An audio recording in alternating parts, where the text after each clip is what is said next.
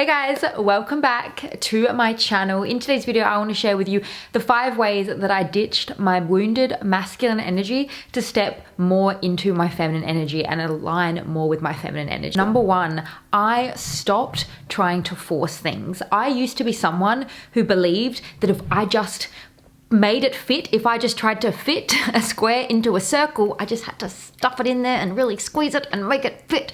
And really, not everything needs to be forced. And when you let go and just accept what is and stop trying to force everything, I'm talking force things to happen in your career, in your friendships, in your relationships, in your workspace, in your family life. Like, trying to force things to be a certain way is the biggest waste of time, and it is just leading you further and further away from your true feminine energy. I used to spend so much time and energy trying to force certain situations to happen, and even to keep a relationship alive or to keep a certain situation going because of the time that I had invested already, and because I thought it's what I should do. It's just, you know, this is the way it is, this is what I've been doing, so why stop now? Why stop trying to force something? And this really led me further and further away from my feminine energy, just constantly trying to make things happen for me, make people love me, make people care about me, make certain situations happen for me, whether it was in relationships, whether it be trying to get a man to care about me and to love me, or whether it be in a business sense, trying to get certain situations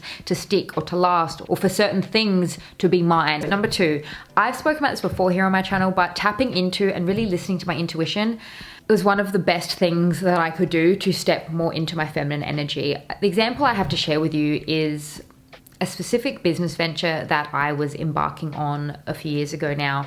It got to the point where I would leave certain meetings in such a tizzy, and I would leave certain meetings and go back to my car and just cry. I would cry. And sometimes it got to the point where I would be in a meeting and I would just start crying. I would just start breaking down crying, and I just felt so stupid because, you know, I'm supposed to be an adult and I'm sitting in front of other adults literally having a breakdown, and I could not even that I could not, I was just ignoring why. And I felt like it was because I was not listening to my intuition. I was pushing it to the side. It's fine that I have this sick feeling in my stomach and that things just don't feel right. That's just the fear talking. That's just the nervous energy talking. That's just silly Caitlin being Caitlin, you know? I can't let these people down now. I'm so far into it. It's too late to turn back now. These are the things that I was telling myself, when in actual fact, it came to a screaming halt when I went away and I had certain meetings that I had to attend on Zoom, but I just could not bring myself to do it. It didn't even take any effort really. All I had to do was open up my laptop, but I truly just did not want to. I could not stand it. I just couldn't. It got to the point where I let it get so far that I just couldn't, because for so many months at that point, I had this niggling feeling that I was just putting down to, oh, it's just fear, it's just a bit of anxiety, it's just nerves, when in actual fact, no, like that was my intuition screaming at me, telling me that this isn't what you truly want, this isn't right, things don't feel right for you. It's not normal to leave business meeting after business meeting or interaction after interaction feeling stressed, anxious, in a tizzy, crying. Those are certain situations that if it was truly meant for me and if it was what I deeply wanted, yes, there maybe would have been a little bit of anxious energy, but it would have been a feeling of excitement and a deep knowing of this is where I'm truly meant to be. Number 3, I started taking action in my life, but instead of it being from a place of hatred, self-loathing and hustle culture and bang, bang, bang, go, go, go, it came more from a place of self-love and self-care. And I think that it was a better way for me to take action in my life, because truly so many of the things that I was doing in my 20s, it was coming from a place of trying to prove myself, trying to prove my self-worth, trying to push, push, push, go, go, go, toxic hustle culture, thinking that I needed to fit into a certain mold, when in actual fact, I don't. Coming at it from a place of self-love has actually allowed me to take further action in my life, more steps in my life, and actually have long-lasting action and long-lasting results because it's coming from a better place. This one, number 4, might ruffle some feathers, but I stopped believing the lie that I don't need no man. I found myself in my 20s really in a space of, it kind of went in waves. It was like a real kind of hatred and anger at the patriarchy and men and everything that men had done to us. And then it kind of went into this feminist space of, it almost truly turned into a little bit of a victim mentality. I am the first to admit that I think I fell into the trap of almost like toxic feminism that really was just about a victim mentality, and just because I'm a woman, I deserve more and I don't need a man. I don't need no man. I can do everything myself. Screw you all. I don't believe that men need to be trying to act like women, and I don't believe that women need to be trying to act like men. I think we both complement each other in a really great way. There's the certain yin and yang, if you will, that happens between the masculine and the feminine energy. We actually embrace the masculine energy and to appreciate it in the masculine space, but to know that I don't have to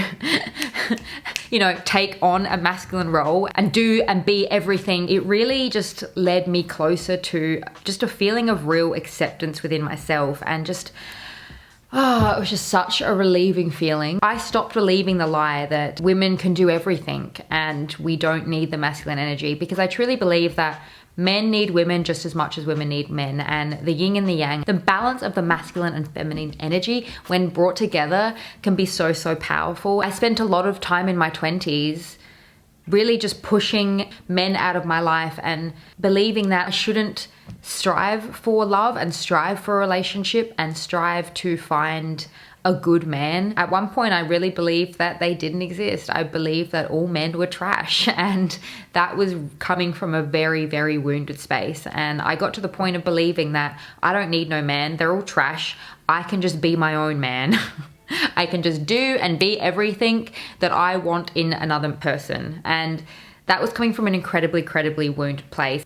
I think it's okay to admit that you want and need a man. If you see yourself wanting to experience love in that romantic sense, I think to just shut that off and not admit that, hey, you know what, I actually do want a man to experience that romantic companionship that I'm looking for. So yeah, I think there's nothing wrong with admitting that, truthfully. I think we've kind of entered a bit of a toxic space, and it's not just in the feminine space either. I think, you know, it's become a weird thing where everybody, not everybody, but a lot of people just really want hookups and just casual hookups, and men and boys just outwardly saying that, you know, they don't want anything serious. They don't need a girlfriend. They don't need a woman. They just want a quick fling. They just want women to use for pleasure purposes, and that truly doesn't benefit anybody. Let's be honest, it's really not benefiting anybody. If we have a really good look at our society at the moment and hookup culture,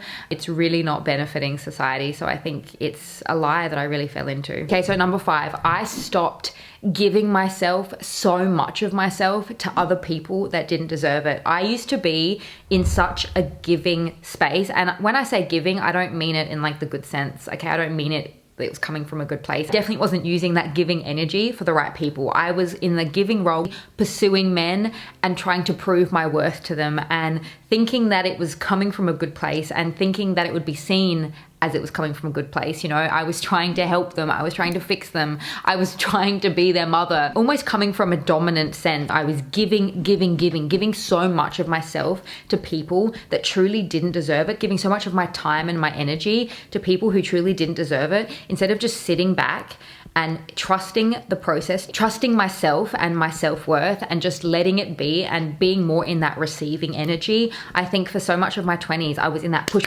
give, do. That to be in a place now where I feel a lot more balanced, and I'm in a lot more of a receiving space of just trusting the process and trusting that everything will work out just how it should, and I'm exactly where I'm meant to be. I'm still a giver in some senses, but not to the point where it's detrimental to my own health or my own boundaries or my own psyche. Like, I'm not just out here giving my time and my energy to people who take it for granted and don't appreciate it or don't deserve it. So I'd really love to hear your thoughts on today's video and what you think of the whole concept of like masculine and feminine energy, and where you feel like you sit right now. Have you ever had an experience where you, looking back on your life, realized that there were maybe parts of your life where you were very much in your masculine energy, and at the time maybe you didn't see it as being a problem, but maybe now looking back, you realize that it was holding you back in certain ways. I'm gonna have another one linked to you right here. If you haven't had enough of me just yet, feel free to join me over there. Thank you so much for joining me in today's video, and I'll see you in my next one.